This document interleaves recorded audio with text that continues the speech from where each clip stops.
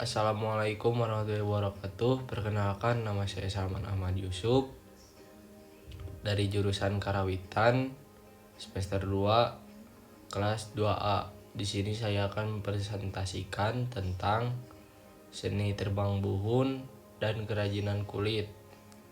Seni terbang buhun. Seni terbang buhun adalah kesenian tradisional yang berasal dari masyarakat Sunda di Jawa Barat. Kesenian ini menggunakan alat musik utama berupa rebana besar yang disebut terbang.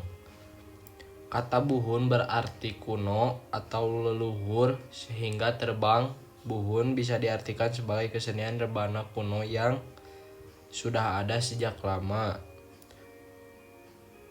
Seni ini biasanya diiringi dengan lantunan atau bacaan dari kitab Al-Barjanji, sebuah kitab berisi puji-pujian sholawat kepada Nabi Muhammad SAW dan para wali Allah. Oleh sebab itu, terbang buhun tidak hanya berfungsi sebagai hiburan, tetapi juga memiliki nilai religius yang kuat, sering dijadikan media dakwah untuk menyebarkan ajaran Islam secara halus melalui seni dan musik. Pertunjukan terbang buhun biasanya melibatkan beberapa jenis alat musik yang khas dan gerakan atau tarian yang mengikuti alunan kalimat dari Al-Barjanji, bukan semata mengikuti alat musik saja. Dari pandangan Emik terhadap terbang buhun. Pandangan Emik adalah perspektif dari dalam masyarakat yang mempraktikkan seni terbang buhun itu sendiri. Masyarakat Sunda melihat terbang buhun sebagai warisan leluhur yang suci dan sakral. Seni ini dianggap sebagai sarana pengikat sosial yang mempererat hubungan antara warga, karena biasanya pertunjukan dilakukan ini sebagai ibadah dan pengabdian kepada Tuhan, bukan sekedar hiburan. Mereka menaruh penghormatan besar kepada kitab Al-Barjanji yang menjadi sumber lantunan, sehingga seni ini juga menjadi media pembelajaran dan penghayatan spiritual bagi masyarakat. Keterlibatan generasi muda dalam seni ini dianggap penting untuk meneruskan tradisi dan menjaga identitas budaya Sunda yang kuat dan religius. Pandangan etik terhadap terbang buhun. Pandangan etik adalah pandangan dari luar, misalnya dari akademisi, pemerhati seni budaya, atau masyarakat umum yang bukan pelaku seni. Terbang buhun diapresiasi sebagai contoh kesenian tradisional yang memadukan seni dan nilai religius secara harmonis, dilihat sebagai kekayaan budaya yang penting untuk dilestarikan, terutama sebagai bukti keberadaan budaya lokal yang masih hidup di tengah arus modernisasi. Terbang buhun dianggap sebagai media efektif dalam pelestarian nilai-nilai Islam dan kearifan lokal Sunda melalui seni musik dan pertunjukan. Dari sudut pandang antropolog, terbang buhun mempresentasikan sinkretisme budaya, yaitu perpaduan antara warisan keagamaan dan adat budaya Sunda. Banyak pemerhati budaya mendorong agar terbang buhun lebih dikenal dan dipromosikan ke generasi muda serta dunia untuk menjaga keberlanjutannya. Wujud unsur kebudayaannya. Aspek tangible berwujud terbang buhun. Aspek tangible mengacu pada elemen-elemen fisik yang bisa dilihat dan dirasakan secara nyata dalam seni terbang buhun. Antara lain alat musik terbang rebana besar yang merupakan ciri khas seni ini. Selain terbang, terdapat alat musik pelengkap, antara lain alat musik terbang turuk-tuk, kempring, tojo, Bangsing, dan Gembrung. Kitab Al-Barjanji, kitab yang menjadi sumber bacaan lantunan, puji-pujian, dan sholawat selama pertunjukan. Kostum para pemain, pakaian tradisional khas yang dipakai saat pertunjukan, biasanya berupa busana muslim dengan warna dan model tertentu. Tempat pertunjukan biasanya di balai desa, masjid, atau halaman rumah masyarakat yang dipusat di kegiatan seni. Perlengkapan dan peralatan lainnya yang digunakan dalam mengatur dan menjalankan pertunjukan seperti sound system modern jika ada panggung dan dekorasi sederhana. Aspek intangible tak berwujud.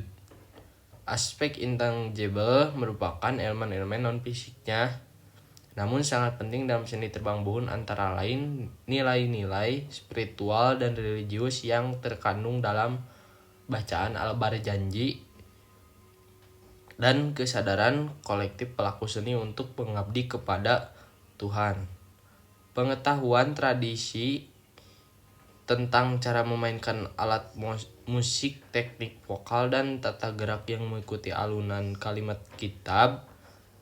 Tradisi lisan yang diwariskan turun-menurun meliputi cerita asal-usul tata cara pertunjukan serta makna filosofis di balik seni ini. Rasa kebersamaan dan solidaritas komunitas yang terjadi dalam pelaksanaan kesenian menjadi hanya pertunjukan, tapi ritual yang memiliki makna sakral, nilai estetika yang mencerminkan harmoni antara gerakan musik dan lantunan musik. Kalimat kitab sebagai ekspresi budaya Sunda yang religius. Yang berikutnya tentang pengertian kerajinan kulit. Kerajinan kulit merupakan kegiatan mengolah bahan kulit dari hewan, biasanya sapi atau domba, menjadi produk yang memiliki nilai guna dan nilai estetika. Produk tersebut antara lain berupa jaket, sepatu, tas, dompet, ikat pinggang, dan pernak-pernik lainnya. Proses pengolahan ini tidak hanya bersifat teknis, melainkan juga melibatkan keterampilan artistik yang pengolahan ini tidak yang tinggi. Di Indonesia, kerajinan kulit sangat terkenal berasal dari Garut, tepatnya di kawasan Sukaregang yang menjadi sentra utama industri kerajinan kulit sejak lama. Para pengrajin di sana telah dikenal dengan keahlian menyamak kulit dan membuat produk berkualitas tinggi. Pandangan emik, pandangan dari dalam masyarakat. Pandangan emik mengacu pada cara pandang masyarakat lokal terhadap kebudayaan mereka sendiri. Dalam konteks kerajinan kulit Garut, masyarakat Garut khususnya para pengrajin memandang kerajinan kulit sebagai bagian dari identitas budaya dan ekonomi mereka. Profesi sebagai pengrajin kulit dianggap sebagai warisan keluarga, diwariskan ke generasi ke generasi.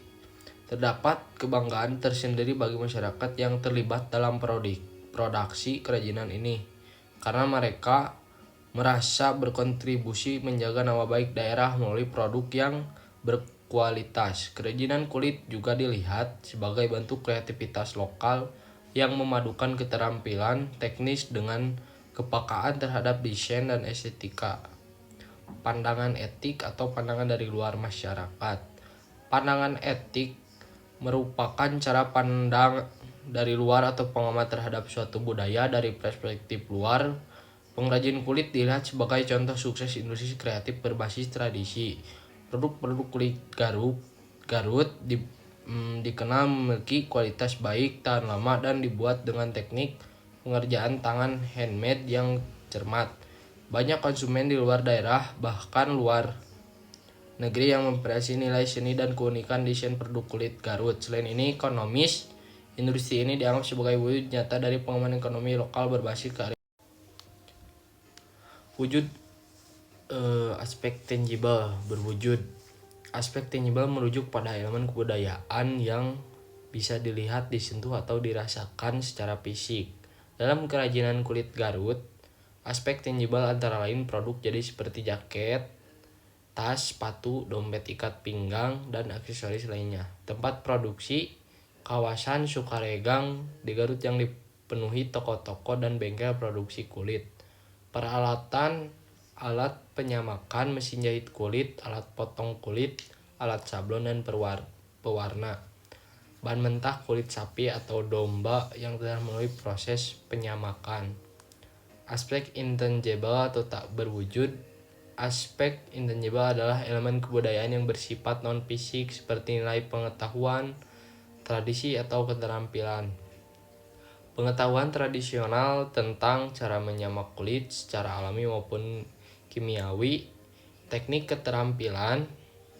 Pengetahuan tradisional tentang cara menyamak kulit secara alami maupun kimiawi, teknik ini khusus dalam pemotongan, pewarnaan, dan penjahitan kulit yang tidak semua orang bisa lakukan tanpa pelatihan khusus.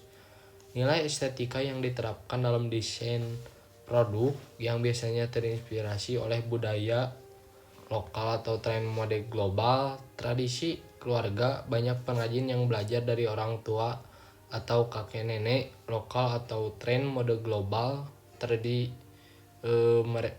mewariskan keahlian ini kepada anak-anak mereka.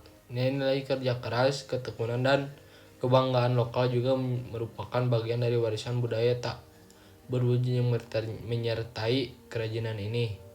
Sekian dari saya. Assalamualaikum warahmatullahi wabarakatuh.